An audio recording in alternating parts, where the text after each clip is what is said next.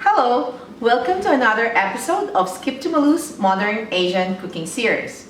For today's episode, I'm going to show you how to make crispy pata.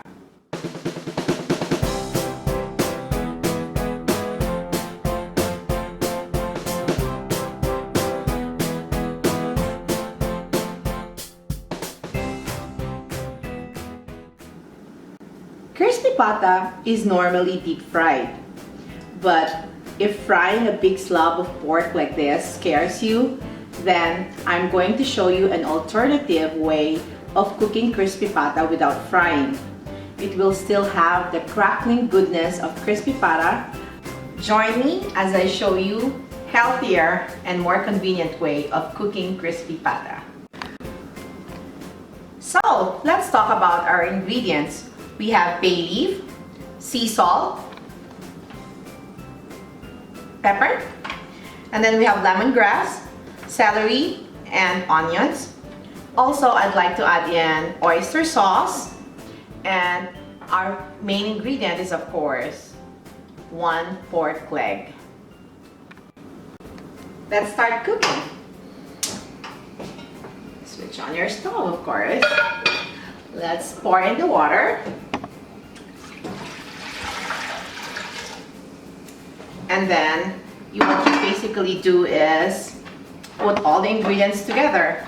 But what I'd like you to do at this point is to bruise your lemongrass, just like so. All right, put them all together. Your onions that's roughly chopped, celery that's roughly chopped too, and then this is your pepper. I will put the salt later, and then the bay leaf. Then around 2 tablespoons of oyster sauce. There you go. Let this broth simmer together, and then we'll add in our pork. Now that it's simmering, all you need to do is submerge the pork like so. Now, if you have a pressure cooker at home, you are more than welcome to use it. But if you don't have, then allow the pork to be tenderized by this process.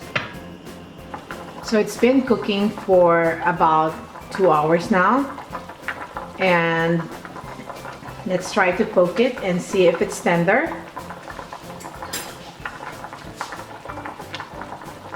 All right, so let's switch it off. So we took it out from the pot. It is important to leave the skin really dry. So at this point, you could air dry it, or for best results, leave it uncovered in the fridge overnight. So we're back here in my kitchen, and I'm expecting my guests to arrive for lunch, and it's already like almost 11 o'clock, but I still have plenty of time because all I need to do today is to bake my crispy pata. Don't you love dishes like that you have prepped up the day before, and then all you need to do is pop it up in the oven and you're ready? Yep, that's my kind of dish. So today I will show you how to make a crackling good crispy pata, and this next few steps are very important. First is that the skin should be dry, so keeping it in the fridge overnight uncovered, that helps it dry the skin like so. And then what I'm doing next is I scored the skin of the pata, and see, all you need to do is get a sharp knife, a small sharp knife, and score it through like that. And then the next one is to brush it with oil so that the salt will stick to the skin. There you go.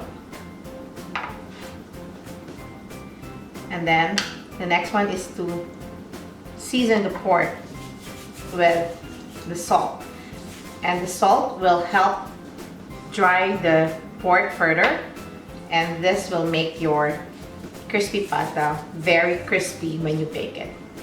All right, so we're ready to bake the pata. Crack up the temperature of your oven at 475, okay, and leave it there for 30 minutes. After 30 minutes, we lower down the temperature to like 375 and leave it for another 20 minutes and our crispy pata should be done. It's been 20 minutes at 375, so let's check back on our crispy pata and check if it's ready. I think it is. So get your ice cold beer ready because you are about to enjoy a crackling good crispy pata. Alright, I have a beautiful plate here. Look at that.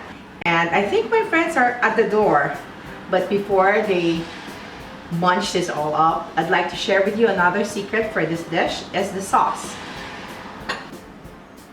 What I did was to mix all together Sprite soy sauce, Maggi seasoning, and then chopped a little onions, green onions, and also Thai chili, red chili.